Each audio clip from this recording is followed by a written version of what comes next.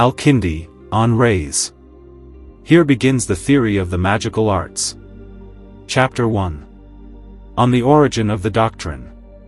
All men who perceive sensible things by sense grasp them in some form, and by that same act of apprehension they discover, through the motion of reason, that the singular things perceived by sense agree with certain forms and differ from certain others. In this exercise of sense, the office of reason concurs with the ruling unity of each man, namely, reason's work of comprehending things in one common form, by subtracting what is not common. And this mental comprehension is the intellect, and what is thus comprehended is called a universal, which according to the nature of the form comprehended and the mode of comprehending is divided into 5 kinds: genus, species, difference, property, accident. Therefore, when the universal has arisen in the mind of man in the manner described, man, because of an inborn desire to know, investigates its condition by the work of reason. And this knowledge always rises from sense, just as the conception of the universal itself does. But because in like cases a like judgment is always given, it happens that someone attributes by thought to some subject whether singular or universal some condition which he has not learned to belong to it by sense, but which he has learned by sense to belong to something similar, and thus the same agreement is attributed to the thing judged similar. But if any singular or universal, or any condition, is conceived in thought for which no like thing has been perceived by sense, such a conception of the mind is empty according to the human intellect, which must necessarily arise from sense. Yet by reason certain universals are formed, and certain of their conditions, which sense has not taught, for example, the kinds of powers from which operations proceed in bodies. For the power of heating in fire is grasped by reason, yet nothing like it is perceived by sense, therefore that power is not known in itself even by reason, but is only imagined according to its effect, which has been perceived by sense, and in this way that power is said to be comprehended by reason. And the same must be understood of singular things.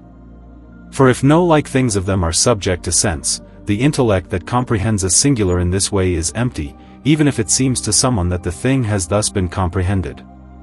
Now the forming of a universal form from singulars perceived one by sense has been given to the human race by a certain necessity, because it is impossible to sense all singulars. But since some can be sensed, it was necessary from certain things perceived by sense to gather a universal which in some manner comprehends all singulars, so that, when the universal is known, whatever singular occurs to sense that is contained under that universal may be known. For universal knowledge is necessary to man for the sake of knowledge of singulars, which alone contain human usefulness, because of the motion which they cause, whereas universals never cause motion. Thus, then, the conditions of all things are first known by sense: what they are, of what sort, how great, how acting or being acted upon, and also how they stand in relation to their own or other subjects, whether universal or singular. But things both singular and universal, and also the conditions of things, some are manifest, some more manifest, some most manifest, others are hidden, others more hidden, others most hidden, both to sense and to reason. This diversity is brought about by the nature of the things themselves, producing them under this condition or that. Some men too are more, and some less, perceptive both in sense and in reason, and this also proceeds from the proper quality of each man, disposing him more or less toward perception. Hence it comes about that some become wiser than others. And he is wiser, and is called wiser, who perceives things and their conditions that are less perceptible. Hence it is that those who are shaped by a holy desire for wisdom labor most of all to comprehend the hidden condition of things. Endowed with this desire, the ancient fathers, seeing with bodily eyes the manifold diversity of worldly things, searched out their origins and other conditions with anxious and keen inquiry, and in these matters they perceived many things by sense, and they found still more by the guidance of reason, things which are held to be beyond human comprehension even by the wise men of our time. But we believe that they attained these things through a temperance of human nature more perfectly active in them than in other partakers of the same nature, and through uprightness of morals acquired, and through the same uprightness and regular exercise they were taught to pursue more diligently the better things for their own perfection, so that, with this desire not ceasing, they did not cease from the study of knowing throughout their whole life. In this way it came about that they weighed many things concerning visible matters which seemed to have been suggested to them rather by divine inspiration than by human reasoning. For looking upward, they perceived certain conditions of many stars. Among these they strove more earnestly than others to investigate and to know the properties of the 7 planets, since long experience proved them to be the chief dispensers of worldly things. Therefore, through sense they attained an undoubted certainty that the disposition of the stars disposes the elemental world and all things composed from the elements within it, in whatever place, in whatever time they are contained, so that no substance, no accident here subsists which is not in its own manner figured in the heavens. And this, indeed, is not doubted to come about from the rays of those same stars sent down into the world. Chapter 2. On the rays of the stars. For every star has its own proper nature and condition, within which the projection of its rays together with others is contained. And just as each has its own proper nature, such as it happens wholly to be found in no other in which the emission of rays is contained, so the rays themselves in different stars are of different natures, just as the stars themselves are different in nature. Moreover, every star has its own position in the machinery of the world, different from all the others. Hence it necessarily follows that every star obtains a different relation, respectus, than another to all the others, and to all things and places contained in the world. Now a varying relation varies the effect of the rays, as do the other properties of the stars themselves. Hence it comes about that every star works something different, and in a different way, in different places and things, however small those places and things may be, and however slightly they differ, since the whole operation of the stars proceeds through rays which, in every varying aspect, are varied in themselves. For the ray which descends from the center of a star to the center of the earth is proved to be strongest in the kind of its operation. But those rays which are made oblique from the center of the earth are weakened in their effect in proportion to the obliquity, unless, insofar as they are strengthened by the rays of other stars concurring in the same places. For into every place every star pours out rays, and therefore the diversity of rays, as though fused into one, varies all the things contained in places, since in every different place there is a different tenor, course/temper, of rays derived from the total harmony of the stars. And this moreover, because it is continually changed by the continual motion of the planets and other stars, continually moves the elemental world and all its contents in every place into diverse conditions, coming forth into act according to the requirement of the harmony of that time, even though to human senses the other things of the world may seem to remain fixed. But that it is not so is more clearly proved by physical reasoning itself, which also takes its origin from sense. It is clear, therefore, that all different places and all different times constitute different individuals in this world, something which the heavenly harmony brings about through rays projected into the world, continually diversifying itself, and this too is shown by sense in some things, and in others not. Likewise it is gathered by reason that stellar rays affect the same thing composed of elements in diverse ways, according to the diverse nature of the components. For the rays of the sun, illuminating a dark thing, for example the body of a man, remain on the surface with respect to color, and are reflected there, but with respect to their heat they enter the body itself and warm it, and with respect to the nature of vivifying which they likewise possess, they strengthen the man's spirit. And so, in other matters which are not so manifest to sense, it is likely to be the case. Wherefore it is proved by reason that the rays of all the stars have diverse operations in the things of the world, according to the diverse properties of those same things, since all things arise and are extended through rays.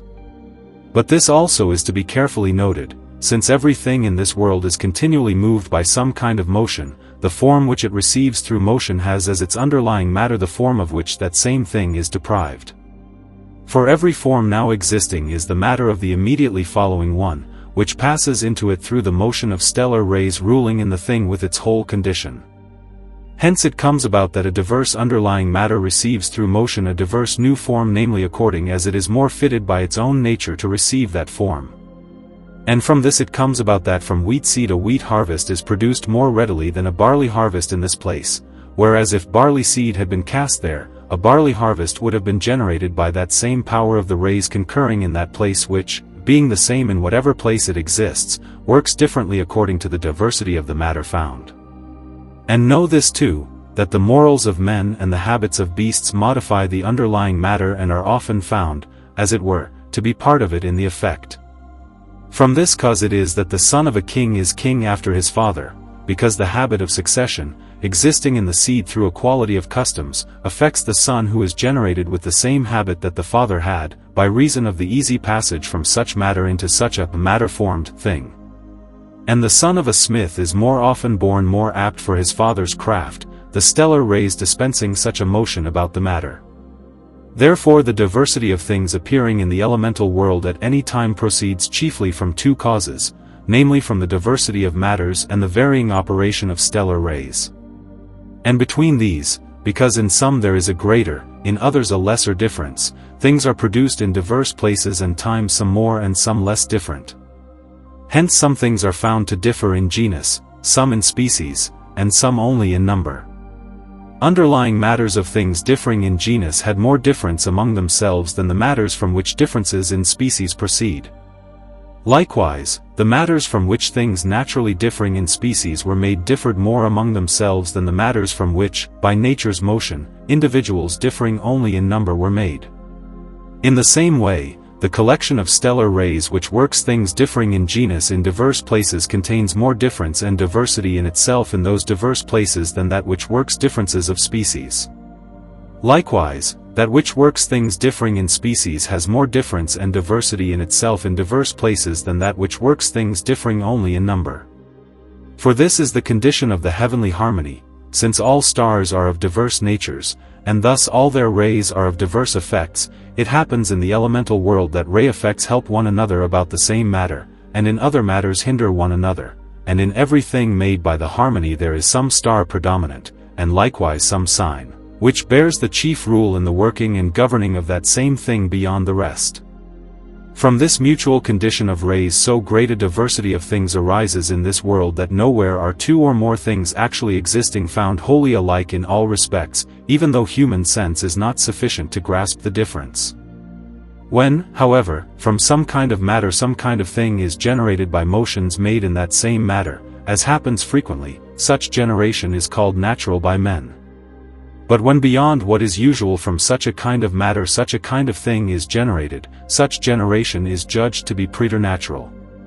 Yet in both the same heavenly harmony works, which works so diversely in diverse places and times that now it produces like from like, and now unlike frequently in some cases, rarely in others, very rarely in others, and in others never, so far as men have found. It also produces like things now by a like motion, now by an unlike, now by a slow motion, now by a swift, and by innumerable other modes.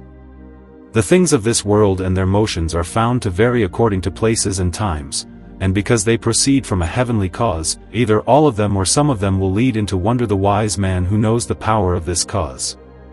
For if it were given to someone to comprehend the whole condition of the heavenly harmony, he would fully know the elemental world with all its contents in whatever place and whatever time as an effect known through its cause. And if he knew anything of this world in its whole condition, the condition of the heavenly harmony would not be hidden from him, since he would grasp the cause through its effect. For everything, however small, acting in the elemental world, is an effect of the whole heavenly harmony. Things whatsoever have been and whatsoever shall be are marked in that same harmony, though otherwise than the things which in this time have actual existence. Hence, whoever had the whole condition of the heavenly harmony known would know past things as well as present as well as future. And conversely, the condition of one individual of this world, fully known, would as through a mirror present the whole condition of the heavenly harmony, since everything of this world is an example of the universal harmony. Chapter 3. On the rays of the elements. Proceed then, since the elemental world is an image of the sidereal world, such that everything contained in it bears its likeness, it is manifest that everything of this world whether substance or accident emits rays in its own manner, after the likeness of the stars, otherwise it would not fully possess the figure of the sidereal world. And this is made manifest to sense in certain cases. For fire transmits rays of heat to nearby places, and earth rays of cold. Healing medicines as well, taken inwardly or applied outwardly, seem to diffuse through the body of the recipient rays of their virtue. The collision of bodies also produces sound, which spreads everywhere by rays of its own kind, and every colored thing emits its rays by which it is seen. This too is subtly known in many other cases. Hence it seems established by reason that the same is true in all things. Therefore, accepting this as true, we say that everything which has actual existence in the elemental world emits rays in every direction, which in their own manner fill the whole elemental world. Hence it comes about that every place of this world contains the rays of all things actually existing in it, and just as each thing differs from another, so the rays of each differ in effect and nature from the rays of all other things. From this it follows that the operation of rays in all diverse things is diverse. Moreover, the distance of one thing from another produces a difference in the effect of rays in the things of this world. Likewise, a place more or less distant from the center of the earth produces a difference in the rays within the bodies contained there. Likewise, a greater or lesser obliquity of aspect gives rise to a difference in the effect of rays. There are also perhaps other accidents which introduce diversity into the effects of the rays of elemental things. But this must be known, because rays proceeding from anything acquire diverse natures and diverse effects from the causes mentioned above. Diverse rays of diverse things falling upon the same thing temper one another, augmenting the species of the effect where they agree, diminishing their effects where they disagree, or in other ways mutually aiding or hindering one another, just as happens in the parts of the celestial harmony. The diversity of the matter receiving the rays of other elemental things also produces diversity in their effects, just as in fire, which by the same rays softens lead but hardens brick, which occurs from the difference of those matters. But this must be noted, some rays are strong in a certain effect, others weak. Likewise some are greatly aided in their effect by other rays of another kind, while others are little aided by others. Likewise some rays in different places and matters have nearly the same effect, while others have a manifestly different one. Likewise some rays operate greatly at one time, which at another time operate little. Likewise some require many adjuncts in order to operate, and not otherwise, others are content with fewer. And in these things there is such a diversity of modes that no one suffices to define it in words. Yet men have attained part of this knowledge, some things indeed by experiments, others first by reason. But there are other things which are still shut up in the treasuries of nature, namely, those which have not yet come to anyone's knowledge, of which some the capacity of human cognition is not sufficient to comprehend, while others can be known, but to whose knowledge no mind has yet ascended. Some are more perceptible, but their knowledge becomes known to very few, others do not exceed the common understanding of men. And there are others which are known to all, either by sense alone, or by sense together with reason. The action of each elemental thing, affected by its rays, is exercised either upon what is locally joined to it, or upon what is separate from it. It acts upon what is locally joined when one thing is applied to another by continuity or contiguity. For then things so joined act upon one another and suffer from one another through the infusion of rays, and produce motion in one another according to the requirement of the nature of the agent and the patient, as is manifest in many cases. Such operations of things are considered and determined by the doctrine commonly called physics. An elemental thing acts locally upon what is separate by the infusion of rays, just as upon what is joined, although this operation is not manifested to sense as clearly as the former, yet in some cases even this is manifest to sense, as the former is. For it is sensibly known that a magnet attracts iron that is separate from it, and that a mirror shows to the eyes images of things separated from the mirror. This too has been sensibly discovered in many other cases. Wherefore the wise have handed down a doctrine concerning the actions of elemental things upon other things that are distant. Chapter 4. On the possible. For the clarification of this matter it must be known that human beings, by their nature and the use of reason, acquire knowledge or belief concerning the conjunction of things. They also conceive will and desire toward things that are good for them, and they exercise free choice in attaining them in certain cases. This we say happens to human beings because of their deficiency in the knowledge of things. For since all human knowledge arises from sense, and since there are very many properties of things which sense does not apprehend, no scientific knowledge is formed in reason concerning those properties and their conditions. Hence, of the totality of things, some are known, but others are altogether unknown. But if all things were known by someone, he would know the causal relations of things to one another. He would therefore know that all things that occur and happen in the elemental world are caused by the celestial harmony, and from this he would recognize that the things of this world, insofar as they are related to that harmony, arise of necessity. This has been clearly discovered by the wise in many cases, and for that reason it is judged by human reason that the same holds in all other cases as well. Now therefore, because this causality is not impressed upon the minds of men except in a few, and even then only in a few particular cases, there has arisen in the thought of the majority the opinion of contingency in events. For when they see some event occur at one time and, in similar circumstances, occur otherwise at another time, they judge such an event to be contingent, so that before it happens they think it possible that it may happen, and possible that it may not happen. Yet if they fully knew the causes, they would hold a fixed opinion toward one side, namely that which the causes demonstrate.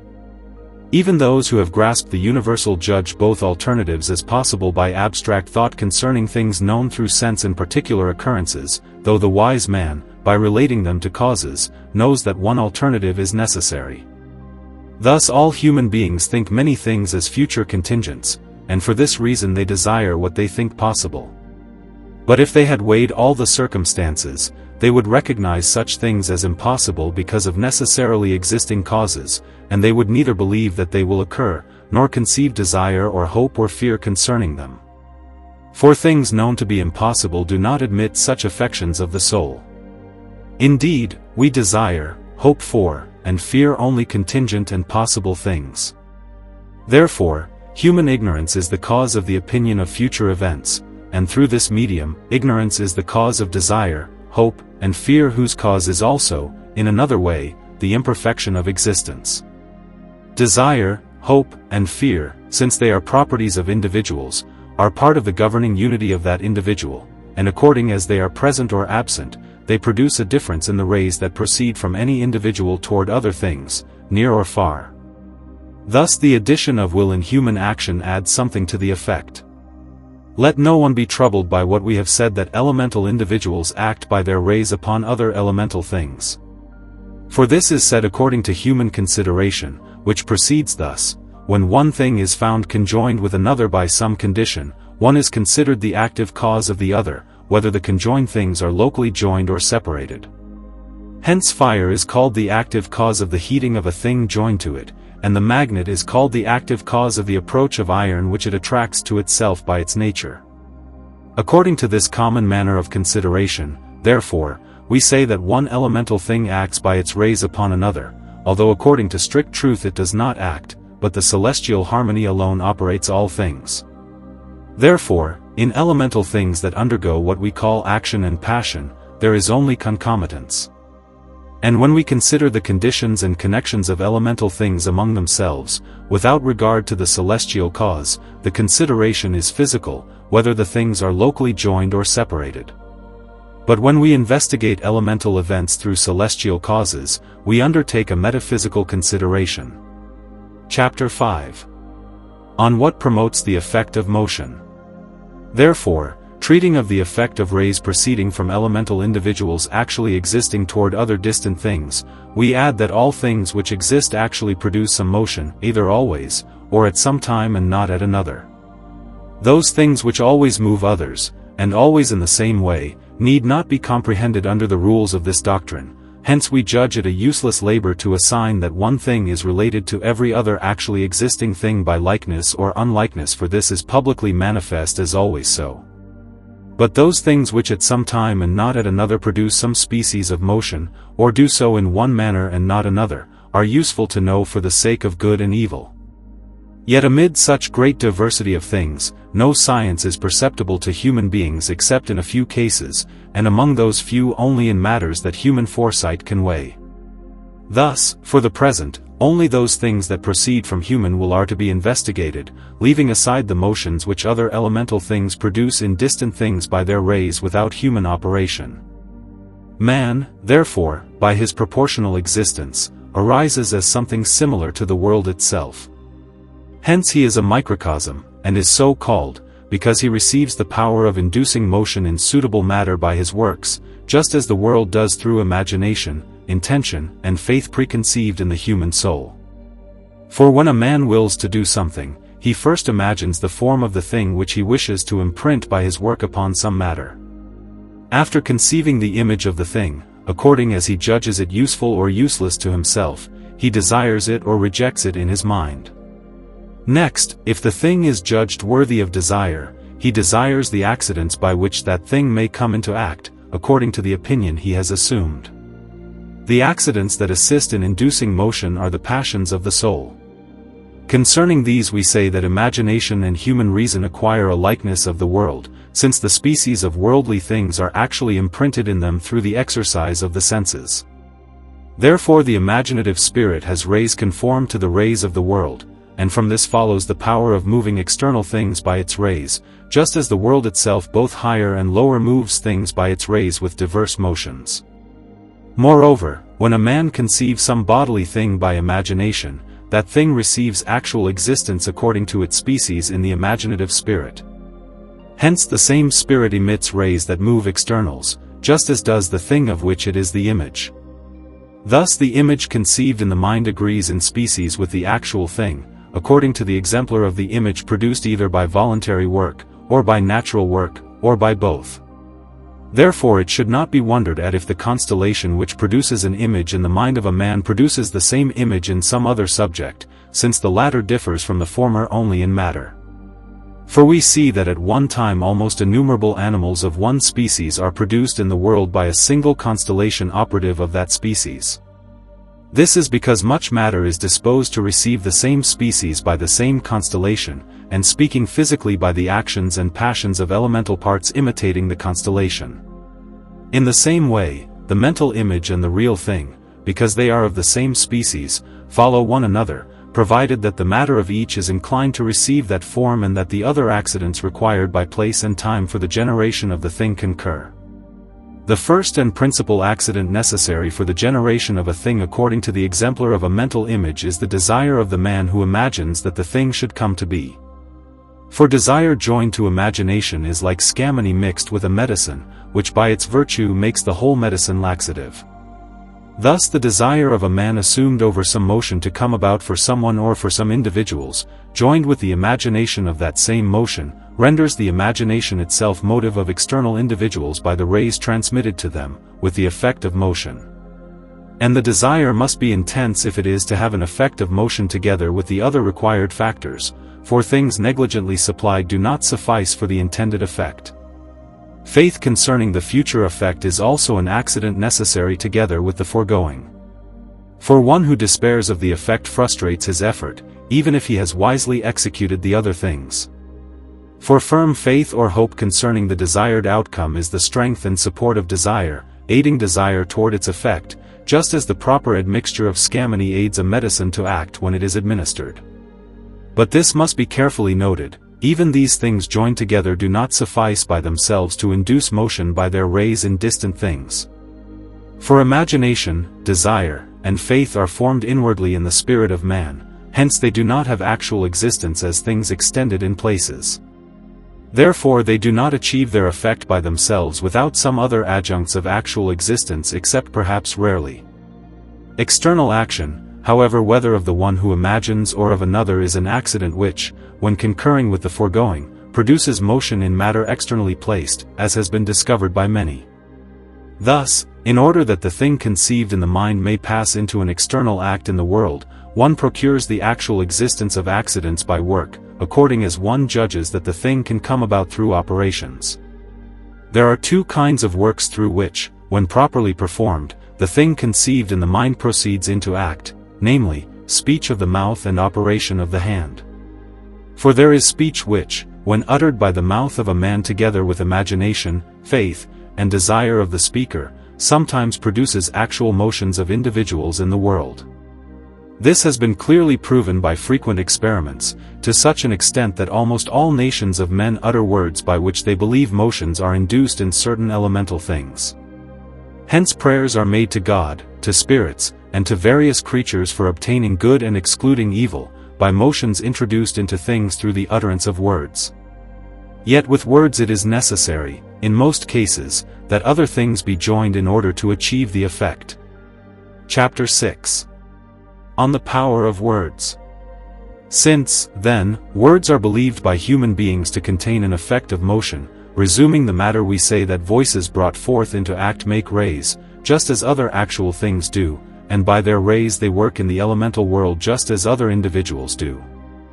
And since the differences of voices are innumerable, each voice, actually uttered, has its own effect upon other elemental things, different from the effect of others, and voices have obtained their effect from the celestial harmony, just as herbs and other things do, and likewise they produce a quality of effect very diverse in diverse cases.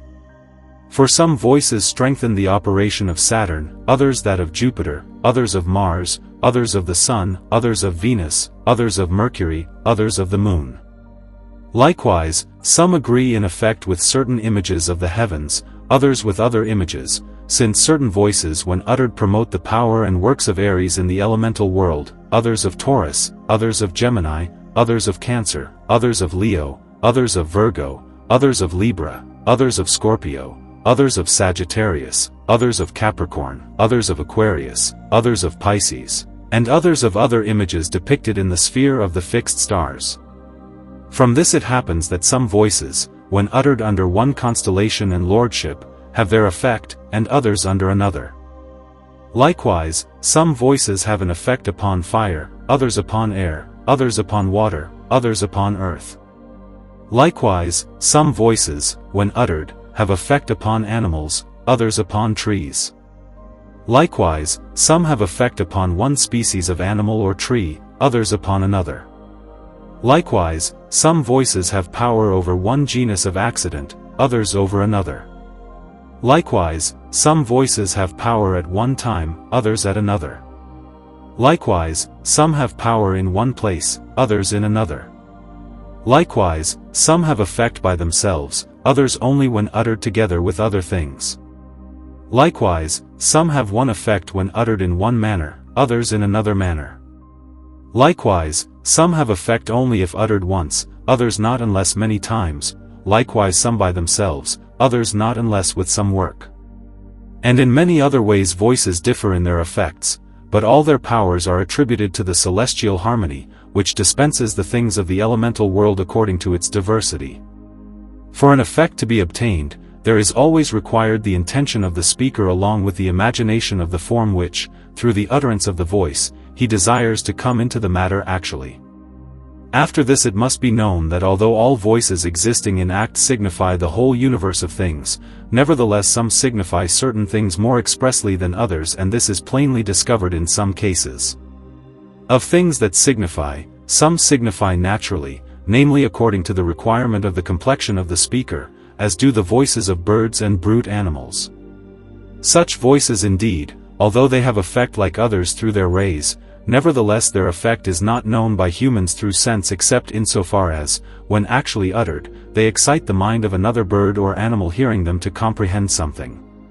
For it is known that one brute animal calls another, and that they express pain and joy by certain voices which they emit. Such voices also always and everywhere have similar effects, unless they are impeded by disobedience. Therefore we do not discuss such voices here. But there are other voices that signify things by human imposition, although these too receive signification from the harmonic disposition. For since a human being has his substance and all his accidents from that same harmony in this place and in this time, he also has from the same harmony the disposition of calling a man by this name and an ass by that one, and so for other things, in this place and in this time. And because human beings of diverse places and times are formed with diverse qualities in their governing unities, they have, according to the requirement of their complexion, assumed diverse voices to signify things. Therefore from the harmony first and through it from the human complexion there descends such an imposition of a voice to signify such a thing. But a voice made significative through human imposition and custom, once brought to signify some property, receives from this a property which it did not have before it became significative. From this it follows that it emits rays of another mode when it is actually uttered than it would emit if it remained without signification, as far as humans are concerned. Hence it happens that it introduces into matter another motion than it would previously have introduced. Yet this must be noted, every voice brought into act has its own proper signification committed to it by the harmony, which it does not change so long as the same voice remains, and this is forever, just as the species of herbs have their own proper virtues granted by the same harmony, which they do not lose so long as the species endure. But voices, thus having their proper significations from the harmony, vary them in effect according to the variation of their nature and of the matter which they signify.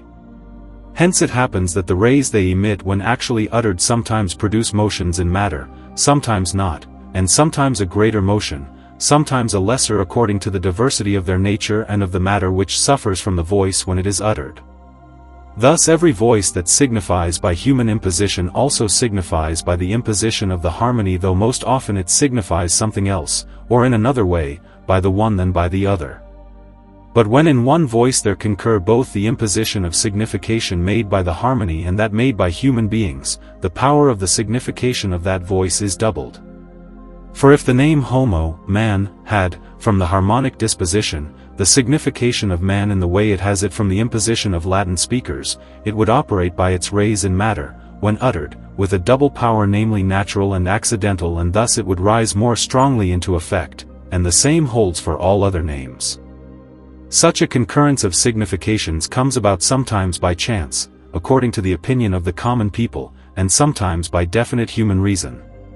For certain men, searching out the secrets of nature both higher and lower, and comprehending the celestial disposition, have comprehended many hidden things in the elemental world, hence they have often investigated, by the celestial motion, the names of thieves and adulterers and others which they wished to know by an art which they discovered in this wondrous inquiry, and by it they found forms of voices and names effective for producing motion in things.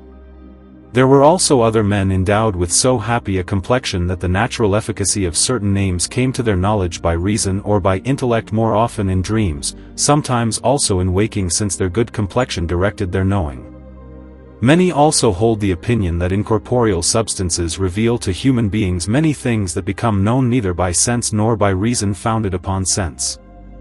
And by chance too the powers of certain words come into the knowledge of some, who, when they try many things, happen upon something among the things tried, and as often happens, he who has not seen an instance in particulars believes, from what is found by experiment, that it always happens universally.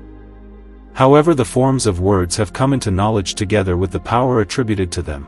If they are uttered in due places and times, with exact intention and with solemnity, they produce motions and impediments of motions in suitable matter, through the rays that go out from the uttered words into matter capable of suffering from them by its nature. And thus there are produced feats in the elements, and motions both local and of another kind in individuals, and impediments of motions. Thus are certain animals generated and destroyed, and sometimes driven away, sometimes attracted, and other such things which seem marvelous to the common people. Of such words, some are significative of things among the people of the place where they are uttered, but others signify nothing according to human imposition. But those that lack signification for the speaker, if they obtain the effect intended by the speaker, have this from their nature given to them by the harmony, just as a power is implanted in plants by the same. Significative words are sometimes joined grammatically, sometimes without regard to grammatical art. And those that are joined without rule, if they obtain the intended effect, have it from the harmony, just as non-significative voices do. But those that are joined by grammatical art either make a perfect speech or an imperfect one. If imperfect, their power, if they have any, descends from the harmony, like that of voices not significative by human imposition. But if the words are joined in the manner of a perfect speech, that speech will be either indicative, or imperative, or optative, or deprecative, or supplicatory, or execrative, or showing some other affection of the speaker. Likewise it is sometimes uttered by chanting psalms, sometimes by singing. Likewise such speech is sometimes composed in meter, sometimes in prose. Likewise it is sometimes uttered straight, sometimes backwards. In all the aforesaid modes there are found certain speeches effective for inducing motion or impediment in some individuals if uttered with exact solemnity, and the aforesaid modes of pronouncing were found in those modes by which we have said the speeches themselves were found. This too has been discovered by experiment, that sometimes a false indicative speech has an effect just as a true one does. Invocation also of imagined things, which do not have actual existence, sometimes works. Supplication also made to non-existent things often induces motion in things. For all words, as was said above, when uttered produce some change in every elemental matter, but then a greater one when the intention of the speaker is added, and yet a greater one if a work is done which is required by nature for the effect. Therefore these things always make motion or impediment in individuals, but then only do human beings care, when motion or impediment is perceived by some sense. For then some good or evil proceeds from that motion or impediment to the one who uses words with such intention. But motions which the utterance of words makes by its rays in individuals if they are not perceptible to sense make no good or evil. Hence such utterance is judged to have no effect, because of the smallness of the effect, which human beings do not attend to.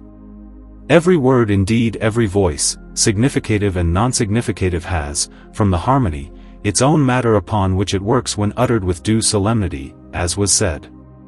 So much so, indeed, that if the intention of the speaker looks to a different matter than the words naturally seek, the utterance of the words remains void as in many cases. The matter in which words work most properly is air, and substances having very much of aerial nature. For voices are aerial forms, therefore they are more operative in airy matter than in other. Moreover air is more easily impressed than the other elements, therefore voices have more efficacy in aerial bodies and qualities than in the bodies and qualities of other elements, although in these too some words obtain an effect. From this cause it is that certain words, rightly uttered, change the senses of animals, and especially of human beings. For the spirit of man is of aerial nature, hence it easily receives alteration by words, as also from other causes. And from this it is that by the utterance of certain words images appear in a consecrated mirror, and this too is why voices are sometimes heard that have not been uttered by a man. From this also it is that, at the utterance of certain words, in a man adjured, foreign images are formed in imagination and reason and memory. From this also it is that, by the utterance of words, diverse passions are altered in the soul of a man, fear, hope, joy, grief, and these likewise happen in other animals. The will of man too is altered by the utterance of words so that it desires something which, by the course of natural will, it would not desire. Thus the affection of princes is acquired by the utterance of words, women are kindled to love of certain men, and generally every species of animal power in every species of animal can, by words uttered with due solemnity, be transformed into a foreign motion. And that motion is directed into some manner by the harmony, just as it is by the harmony that grants power to those words toward the effect of the intended work. Therefore the spirit of man, or of some other animal, thus altered, causes in its subject a will to move the limbs by some local motion or other motion which it did not have before and would not have if those words had not been uttered. Words also alter that will itself, as was said. Hence it is that scorpions are driven from their places by words, and wolves, and lions, and mice and flies, and in this way animals and birds are sometimes summoned to some place and await capture. For in all such cases either the natural will follows the motion of the spirits of the enchanted animal which was made by the words, or the will itself has received an alteration in itself, transformed by the words into a new form which it would not have by the natural course. Although the effect of words is greater and easier in spiritual matter, nevertheless words, uttered with due solemnity, have effect and the property of changing all the elements into certain new forms, and of dulling their natural forms so that they do not do what they would do in the usual course.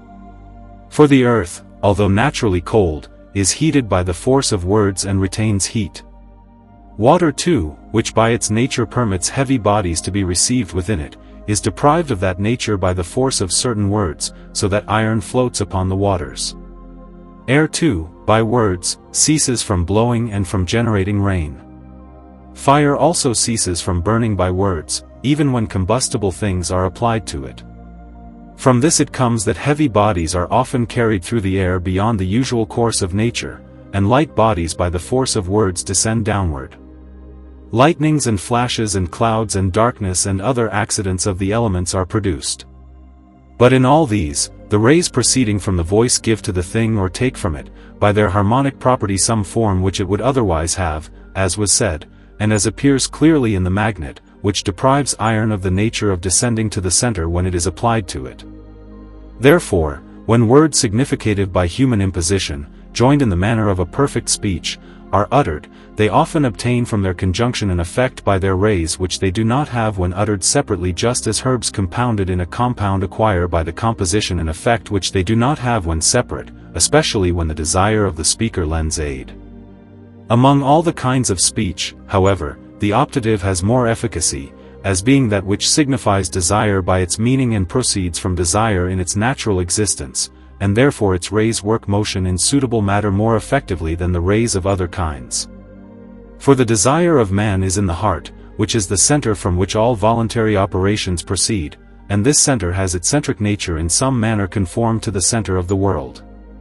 For the individual man, individualized by his complexion, arises conformed to the world, since every part of the world works toward his individuation. Hence the center of the world, in its manner, produces centricity in every individual man, indeed in every animal. Therefore the center of man governs him in his motions, as the center of the world in its manner governs the world in its motions, and from this it is that rays proceeding from the property of the center of man, namely his desire, are more powerful in producing motion in suitable matter than rays proceeding from other parts of the individual man or from their properties. And it must be known that the desire of one man is naturally more powerful in making motions outwardly than that of another, since the complexion of each limits the quantity and quality of his power, even where equally intense wills and desires are found in different persons. Moreover, even where desires are equal by nature of complexion, if the desire of one rises into act more intensely than another's, then the one that is more intense contains greater efficacy in making outward motions.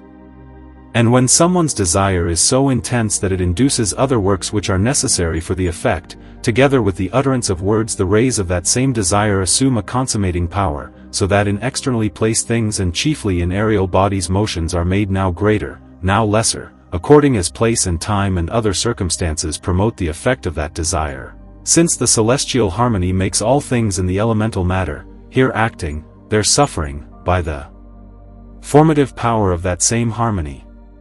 Therefore, speaking more perfectly of supplication and adjuration, we say that men, using sense and thereby attaining the use of reason, recognize that certain things in this world exist as causes of other things, and they perceived sensibly that there are causes of causes in many things. Hence, by the guidance of reason inferring from the sensible condition of things known by sense, they conjectured that the supreme cause of things exists. And scrutinizing its condition by reason, since they could not by sense, trying to exalt it above every condition made known to them by sense, and with intellect failing, they established it by reason. Therefore they judged names suitable to sensible things to be wholly unsuitable to that supreme cause, thinking it impossible that it be named by any proper name. Yet, in order that some discourse about it might exist among men, they accommodated certain names that properly belonged to sensible things, though wholly improper to it, calling it the cause of causes, the God of gods, the Lord of lords, the first principle, God, Creator, and many other names signifying majesty and preeminence. Yet it would be more suitably designated by negations, that it is infinite, uncreated, immortal, impassible, and other names of this kind, although even so it is named equivocally with all other things. Therefore names assumed by human imposition to signify it, though improperly, nevertheless have some effect when actually uttered, just as other names imposed on things do. For they change matter by their rays, and are the more efficacious in moving insofar as the mind of the speaker believes and intends that it names something greater. Hence supplications and prayers are made by men to God, understood in the manner said by the wise, and contemplated by the common people through the doctrine or imagination of the wise, so that almost all men who use sense and reason believe that prayers made to God in customary words profit themselves and others. Therefore a solemn custom has grown up among men of worshipping and supplicating God for goods and evils, these to be obtained, those to be driven away, and such prayers are often effective in result, often without effect. The effect follows when place and time and other circumstances lend aid. It fails when something is lacking which is necessarily required for prayers to obtain effect. Hence prayers offered by men to God, when they lack intense desire and an earnest intention of obtaining, are found to be said in vain, since what is intended is not obtained, insofar as it can be known by sense, although even these do something, provided that the speaker's intention lends some aid. For such words, like all others, when uttered in act with some intention, make a change in matter by their rays illuminating that matter, though they do not perfect what is desired.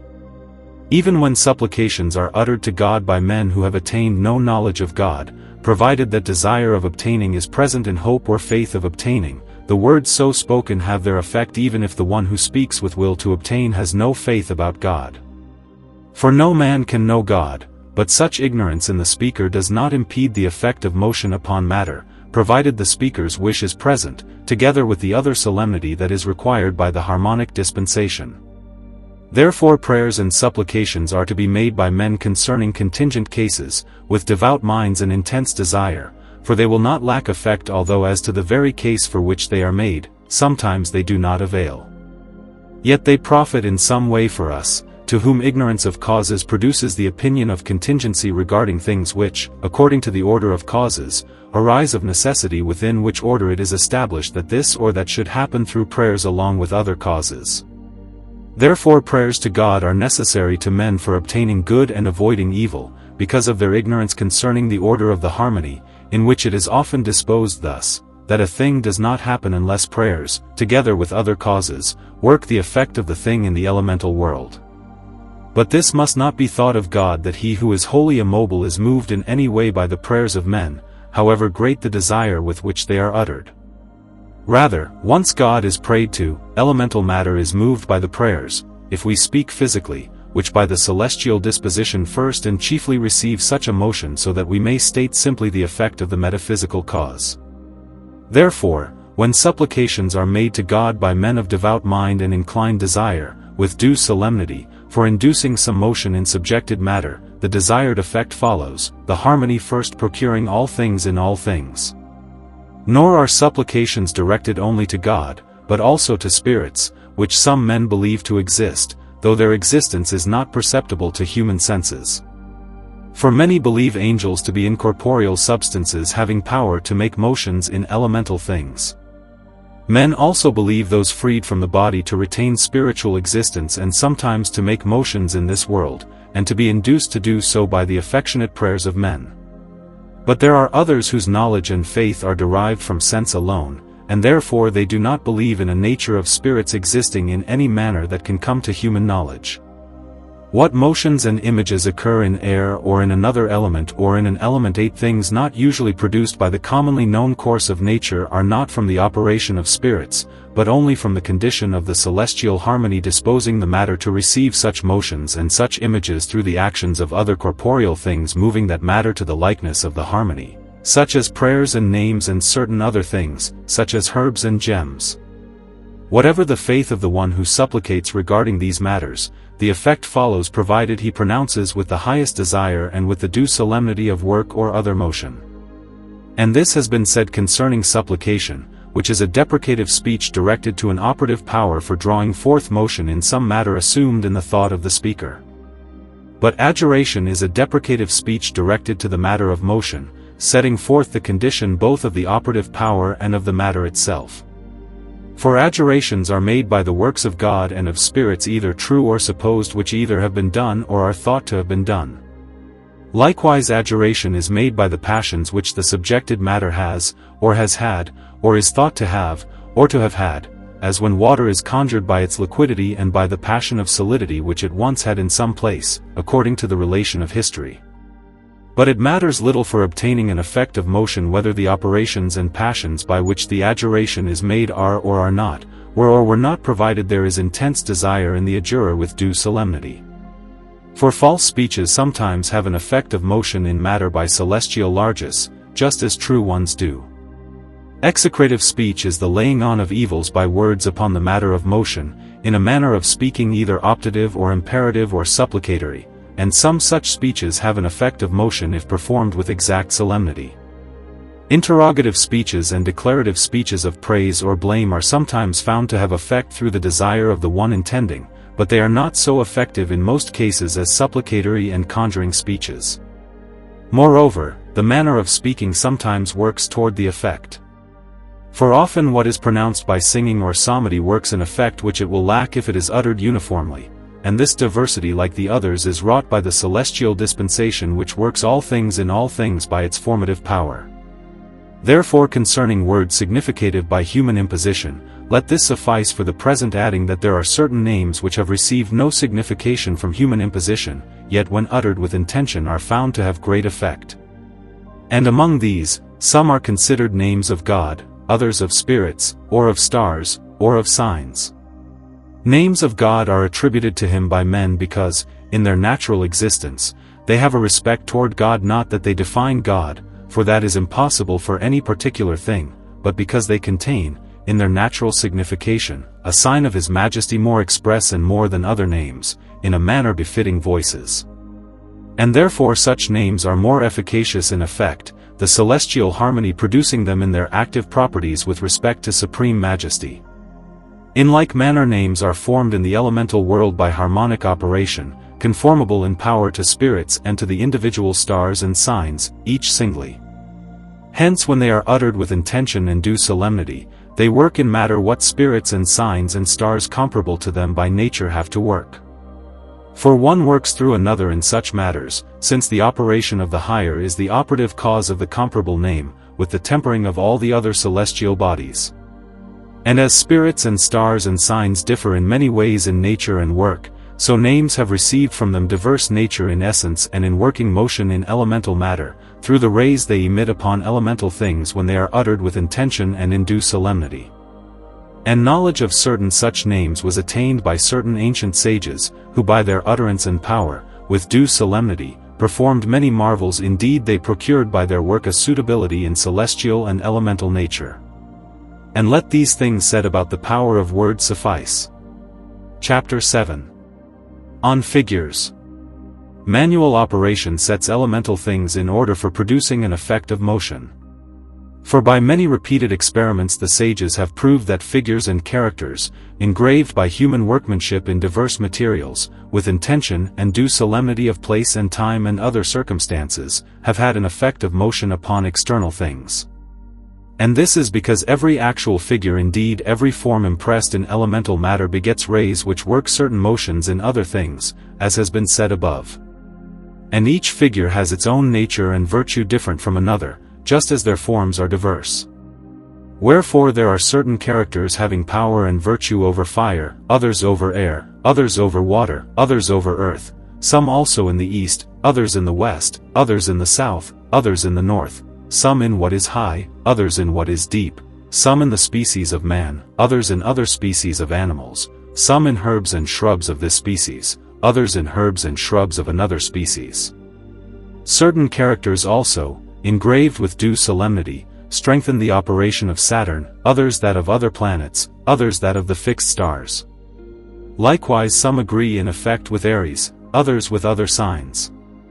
And all this diversity, concerning figures in power and effect, is wrought by the celestial harmony, assigning to each its own virtue of producing motions in bodies placed outside, by the rays which it emits, of diverse effect according to the diversity of the figures and their forms, just as was said above concerning voices. Therefore every figure of a body works by its rays some motion of some kind in other bodies, yet that figure has chiefly such an effect which proceeds into act by the will and work of man, through the intention of making some motion, with its proper place and time and other circumstances applied, according to the requirement of the demonstration of the harmony.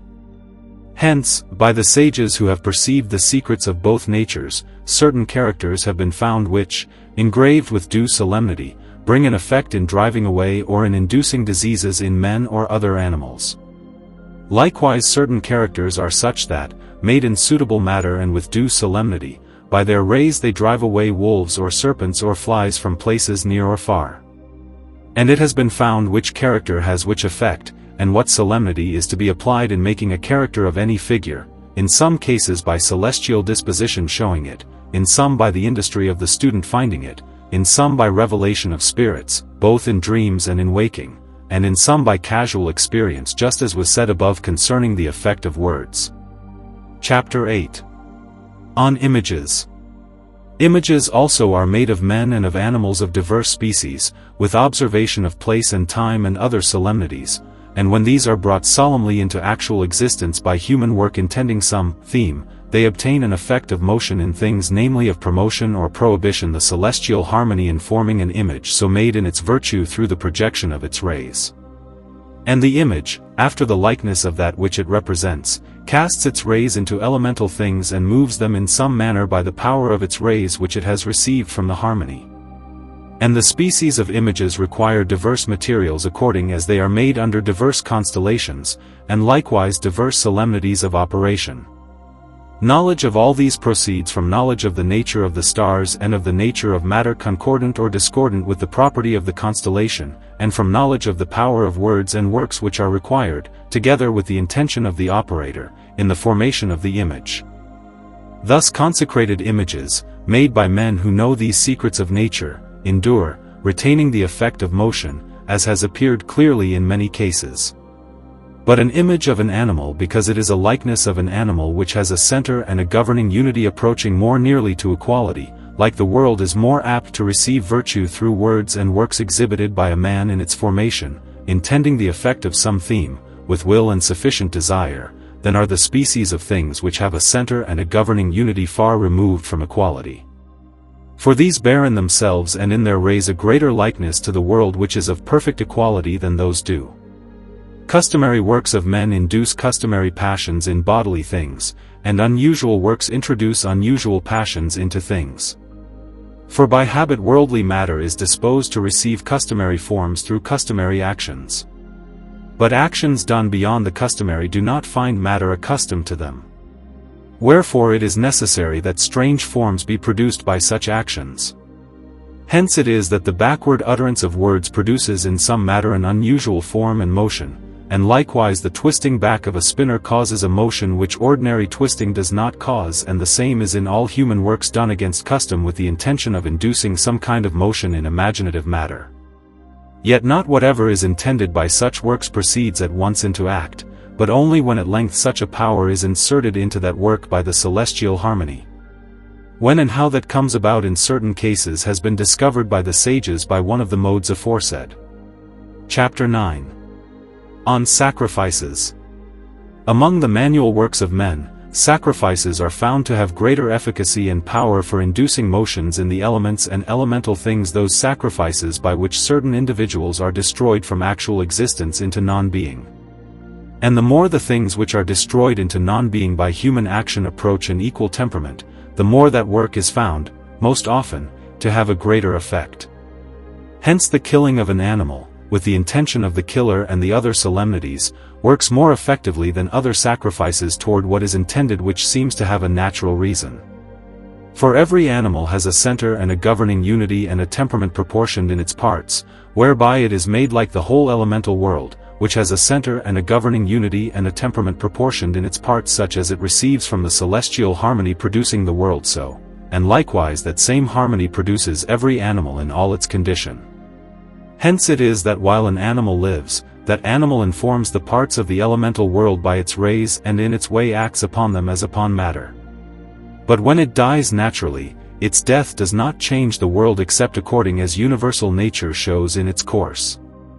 Yet when it dies by the action of man, against nature's course, the matter of the world incurs a change contrary to nature, and for this reason matter, thus altered, is made fit in some part of itself to receive a motion and form which, by its own natural course, it ought not to receive.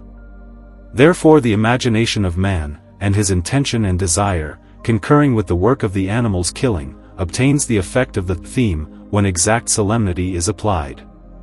For the imagination of man and his intention toward moving and informing matter, together with outward work, have power, because they arise in man who is called the lesser world by reason of a center and a tempered governing unity and a universality of things contained in the place of imagination, whereby he is like the whole world in power and effect.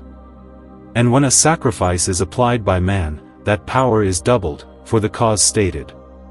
Therefore sudden motions occur both in the elements and in elemental bodies, both animate and inanimate, through sacrifices of animals duly performed with the proper solemnity, with intention and desire to bring the theme into act, the celestial harmony dispensing the effect of the work, as has been often said. And one species of animal, in some theme, is more efficacious for inducing motion than another, if it be sacrificed, and this proceeds from the celestial cause, which those know who by long study or in some other way have attained the knowledge of nature's secrets. Other sacrifices also are performed by men intending to induce motions and forms in some underlying matter, different from the aforesaid. For the flesh of animals is burned in fire, incense and other kinds are consumed by fire under the name of sacrifice. And because it has been found by sages to avail toward the effect of some theme, such sacrifices are made by men intending the effect of the desired theme. Yet sacrifices of this kind do not, by their nature, have the efficacy which the killing of an animal has, because the things offered in such sacrifice do not have so much likeness to the world as animals have, since they are farther from an equal temperament. Hence their destruction by fire or otherwise by man does not move worldly matter so much as does the destruction of an animal by man, unless perhaps the addition of certain words and something else increases the effect, which happens in many cases. Men, however, who have the belief that spirits have being in their own manner and produce motions and forms in elemental matter, believe that those spirits are induced by sacrifices to do what the intention of the sacrificer desires. Therefore, for the honor and appeasement of spirits as though they have power, they offer sacrifices, hoping and believing that by their aid evil is excluded and good procured according to the kind of theme intended.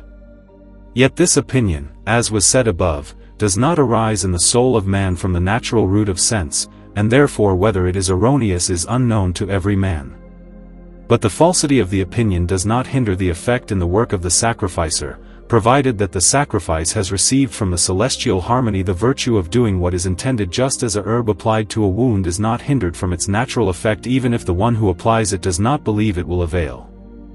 To God also sacrifices of diverse kinds are offered by men who believe that he is appeased by sacrifices and made favorable so as to grant good things and drive away evils. But even if this opinion does not contain the truth, the sacrifice nevertheless avails toward the effect of the theme intended, by reason of its nature and the property of its rays which it has received from the celestial cause, if it be offered with due solemnity, just as very many sages have proved by experiments. It is also good to know that the star and the sign holding dominion in the celestial harmony at the beginning of any voluntary work govern that work until its end. Hence, if they are fortunes, they preserve that work from hindrance, but if they are infortunes, they entangle that work in hindrance. And since each star and each sign has its own proper names and its characters conformable to it in power and effect, as has been said, the utterance of names is necessary at the beginning of any voluntary work. If they agree with the star or sign, they naturally direct the work, but if they disagree, they pervert the work. Likewise, the forming of figures at the beginning of any voluntary work is useful for speeding it or hindering it, according as those figures agree with the stars then ruling and the signs, or disagree. But which names and which characters agree with which works or do not agree is known by one of the modes aforesaid in such matters. From this it is manifest that prayers and supplications and adjurations made with significant voices according to human choice, with will and desire at the beginning of any voluntary work, avail for directing that work or, if an imprecation is made, for hindering the work. For such words change the matter of the work either always or more often, namely, when they agree with the constellation of that time in which they are uttered, or when they disagree. Likewise, sacrifice at the beginning of any voluntary work, duly performed, has great efficacy in rectifying or distorting that same work, provided it is performed in the necessary place and time and other circumstances. The ancient physicians, knowing the said power of words and figures, gathered all herbs which they plucked to make medicines with the aforesaid incantations or the forming of figures, or both together, thinking that the strength and virtue of the herbs to drive away diseases would thereby be increased. And this indeed is not doubtful to be true for those who have knowledge of the secrets of celestial and elemental nature. Here ends the theory of the magical art. Here ends Al-Kindi on the rays of the stars.